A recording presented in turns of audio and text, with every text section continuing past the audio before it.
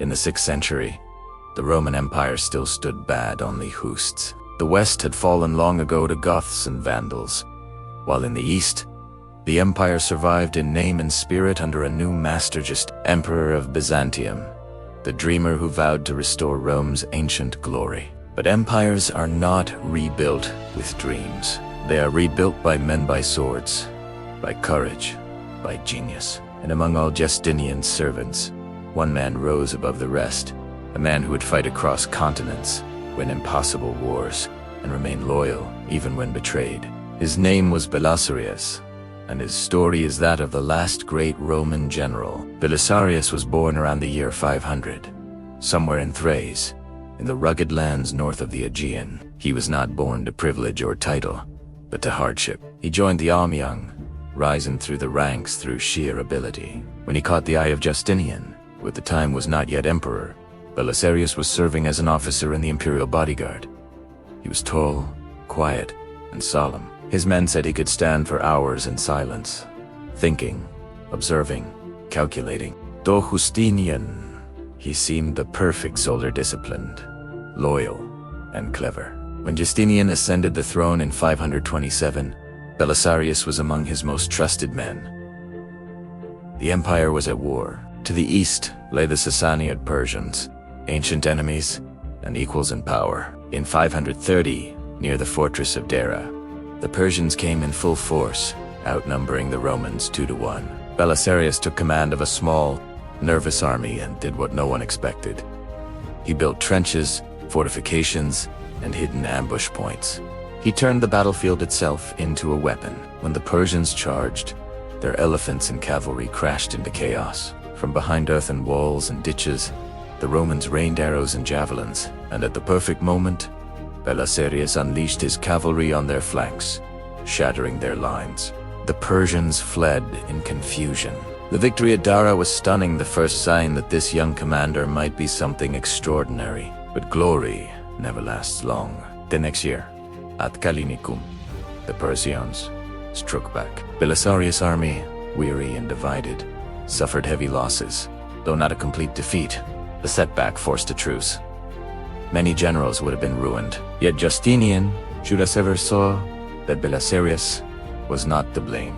He recognized a rare quality in his general, not just brilliance, but integrity. When the emperor needed someone to trust completely, he called for Belisarius again. In 532, Constantinople erupted in violence. The Nika Swat began as a dispute between racing factions. In the Hippodrome exploded into full-scale revolt. The mob burned half the city. Senators joined the uprising. The imperial palace was besieged. Justinian considered fleeing, but it was Belisarius who acted. With his loyal troops, he marched straight into the Hippodrome, where tens of thousands of rioters had gathered, proclaiming a new emperor. The gates were sealed. What followed was slaughter, brutal, efficient, final. When it was over, the streets ran red, and the rebellion was crushed. Justinian's throne was safe, thanks to Belisarius. The emperor's next ambition was far grander: to reclaim the lost provinces of the West. North Africa had once been Rome's breadbasket, but had fallen to the Vandals, a Germanic people who ruled from Carthage. Their navy dominated the Mediterranean. Many believed an invasion would be suicide, but Belisarius, now in his early 30s, was undaunted. In 533, he set sail with just 15,000 men, an army so small that success seemed impossible. Yet fortune favors the bold. Landing near modern Tunisia, he advanced swiftly. At Tad, Decimum, 10 miles from Carthage, the Vandals ambushed him. Belisarius' column was scattered across dusty roads, but instead of panic, he turned chaos into opportunity. Riding from unit to unit, rallying his men, he struck back in furious counterattacks. The Vandals were crushed. Days later, he entered Carthage unopposed. At Tricamarum, he destroyed the remaining Vandal army. In less than a year, the Vandal kingdom, once the terror of Rome, was erased from the map.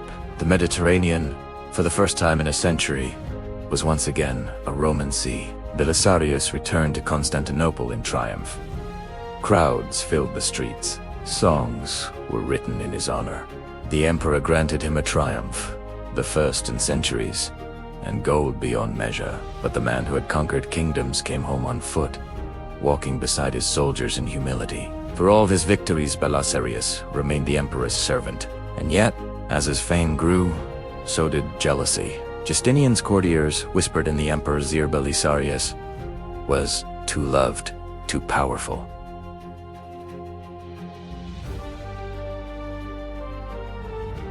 The seeds of suspicion were planted. Justinian ignored the gossip for the moment, because another prize called to him Italy, the cradle of empire. Since the fall of the West in 476, it had been ruled by the Justinian. Reclaiming Rome itself would be the ultimate triumph. And so, in 535, Belisarius was sent to war again. His strategy was swift and surgical. First, he seized Sicily, then crossed into southern Italy. He took Naples after a fierce siege, then marched north to Rome. The Eternal City, long fallen from its glory, opened its gates to the imperial army. For the first time in 60 years, Rome was Roman again, but the Goths would not yield easily. Their king, Vitiges, gathered a vast army and surrounded the city. Belisarius had only 5,000 men. The siege of Rome began. For a year, the Goths assaulted the walls, cutting off food, water, and hope. Belisarius directed the defense, personally repairing breaches, letting sort these rationing supplies. Even as famine and plague ravaged his men, he refused to surrender. He used cunning to outmatch numbers, false rumors, surprise attacks, and relentless discipline. Finally, when reinforcements arrived, the Goths broke, and the people of Rome hailed him as their savior. Belisarius had done what few in history ever managed. He had defended Rome against overwhelming odds. By 540, the war was all but won. The Goths withdrew to their last stronghold in Ravenna. Their leaders, desperate, offered Belisarius the crown of the Western Empire. It was the ultimate temptation: power, glory, independence. He could have taken it. Many urged him to, but Belisarius, bound by loyalty, accepted the offer only to march into Ravenna, arrest the Gothic king, and declare the city for Justinian. When word reached the emperor, he was both overjoyed and uneasy. Belisarius had restored Italy to the empire, but he had also shown that his loyalty and ability made him indispensable, and that frightened the emperor more than any enemy army. Suspicion hardened into distrust. Belisarius was recalled to Constantinople. His victories were celebrated, but his authority stripped away. The courtiers whispered louder now. He was too independent, too dangerous. The Empress Theodora, cunning and powerful, distrusted him entirely, and so the great general who had reconquered half the Mediterranean was pushed aside. Yet history has a way of testing the faithful. In 541, Persia rose again. The Sassanid king Khosrow invaded Roman lands, burning cities and demanding tribute. Justinian turned, reluctantly, to the one man who could stop them. Belisarius returned to the east. The years of war had aged him, but his mind remained sharp. With limited troops and political enemies working against him, he outmaneuvered the Persians again and again, forcing truces and preventing deeper invasions. He held the line while others failed, yet even his successes brought him no gratitude. Justinian's attention was consumed by other dreams: his magnificent Hagia Sophia, his codification of Roman law, and endless intrigue in the capital. Belisarius, the sword of the empire, was again set aside. But Italy would not stay quiet. The Ostrogoths, led now by a young, brilliant warrior named Totila, rose in a revolt. Totila was unlike other Gothic kings, charismatic, strategic, and daring. He reclaimed much of the peninsula in a few short years.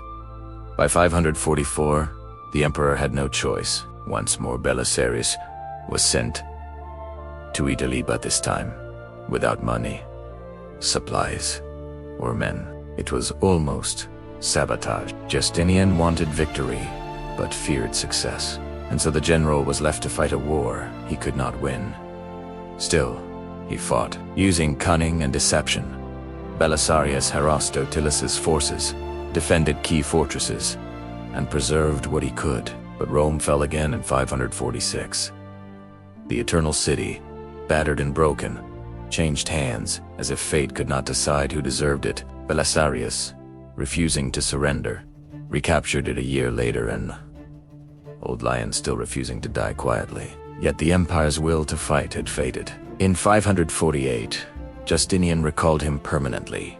A new general, Narcissus, would finish the war years later, but the glory would never shine as brightly again. Belisarius returned home to Constantinople, weary and disillusioned. He had served faithfully for decades, won wars that reshaped the map, and brought back lands long lost, but gratitude was in short supply. For a time, he lived quietly with his wife, Antonina, a complex woman who had both aided and betrayed him through the years, often at Theodora's bidding. Then, in his old age, another storm struck. Accused of corruption and treason, Belisarius was arrested and briefly imprisoned. Some said Theodora's old allies wanted revenge. Others believed Justinian, paranoid and frail, could not let his greatest general die unpunished. Though he was later restored to favor, the damage was done. Centuries later, a legend would spread a story that Belisarius had been blinded, reduced to a beggar wandering the streets of Constantinople,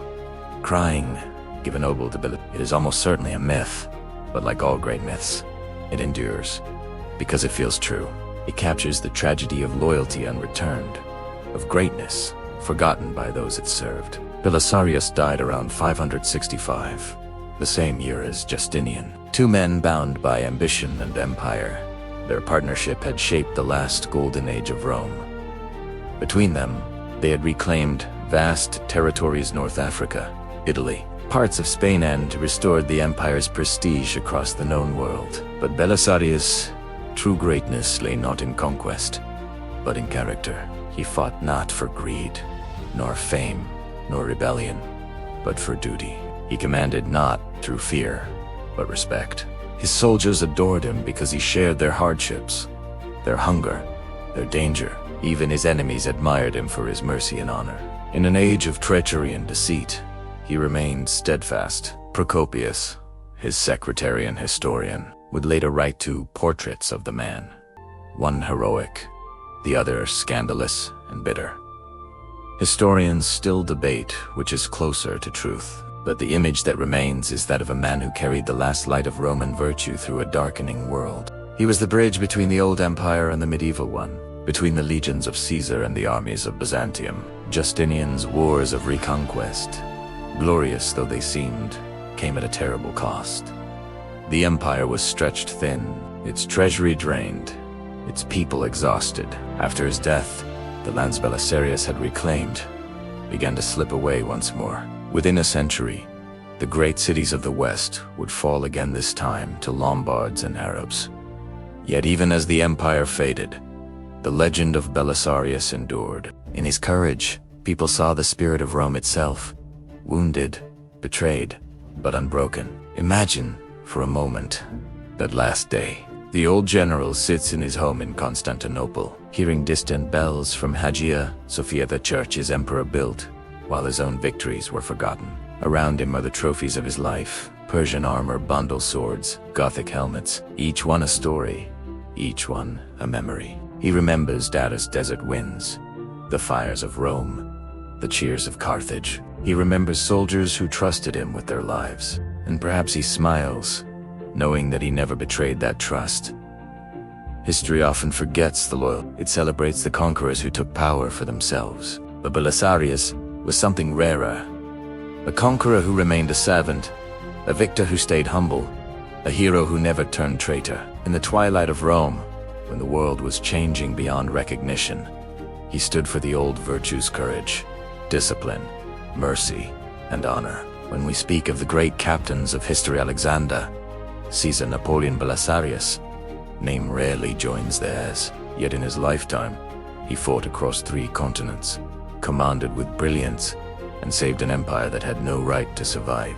His victories, won with meager resources and constant betrayal, stand as some of the most remarkable in military history. And unlike many of those other conquerors, his story ends not in rebellion, but in quiet dignity. If Justinian was the mind of empire, Belisarius was its heart. Together they revived the name of Rome for one last generation. And when that light finally dimmed, it was not because the empire had fallen, it was because the age of men like Belisarius had passed. So remember the name, Belisarius Dara, general who won without cruelty, who served without greed, and who lived without fear. The last great Roman general, and the man who proved that even in decline, the spirit of Rome could still burn bright.